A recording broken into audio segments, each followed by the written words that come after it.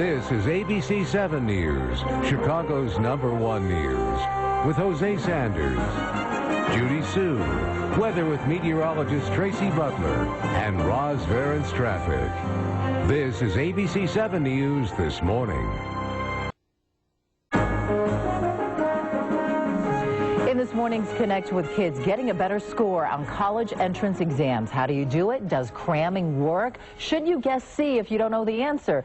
Many students will be thinking about that in the next 2 weeks when they take their ACTs and SATs. It is being offered for the last time this season for high school juniors who are thinking about taking it. This morning we have Matthew Pietrafetta, did I say that right? Well pronounced. Founder of Academic Approach. He is here this morning to take us through what is true and what is just a myth when it comes to test preparation. Nice to have you here. Good morning. Thank you for having me. Good morning. All right, Matthew, first I have to ask you about the study that came out just last week from the University of Chicago saying that actually when it comes to test preparation, when more class time is used to test prep the kids, the worse that they did on these tests. Well, it's not really surprising to me, and I think the misconception is that the two are separate projects that you could test, you could prepare for the test, you can teach to the test.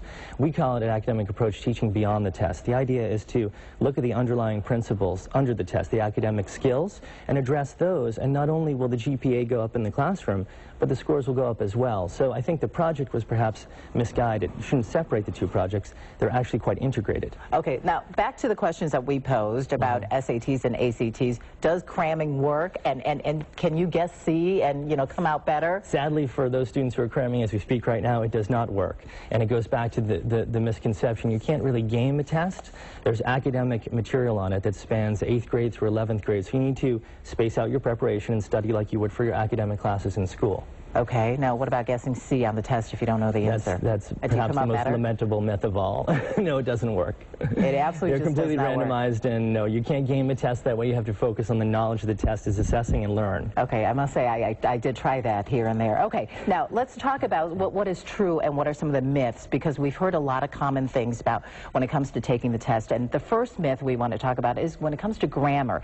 If it sounds good, it probably is right. Not true. Not true at all. And unfortunately, our students these days spend more time text messaging and instant messaging than they do writing, beautiful prose.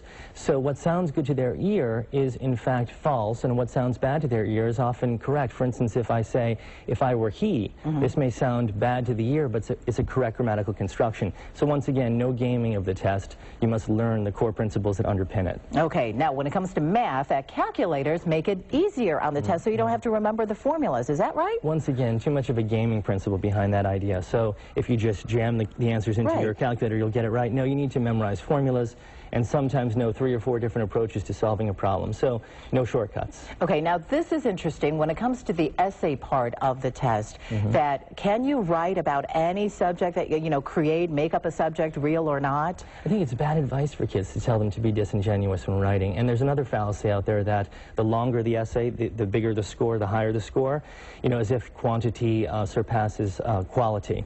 That's another bad principle to teach. You should focus on writing a good essay, whether it's short or long, and you'll be rewarded for it. So you can write a short essay? You can, so long as it's well evidenced, and just as you would in the classroom, you'll be rewarded for that. Excellent. Matthew, thank you so much for this information. Once again, the last set of ACTs and SATs be given in the last 2 weeks. June 7th and June 14th. Okay, last thank you, testing Matthew. for juniors. By the way, Matthew is the founder of Academic Approach. He teaches test preparation. If you'd like more information about them, you can find it online. We will have a link on our website at abc7chicago.com, and that is Connect with Kids this morning. We'll be back with weather and traffic after this.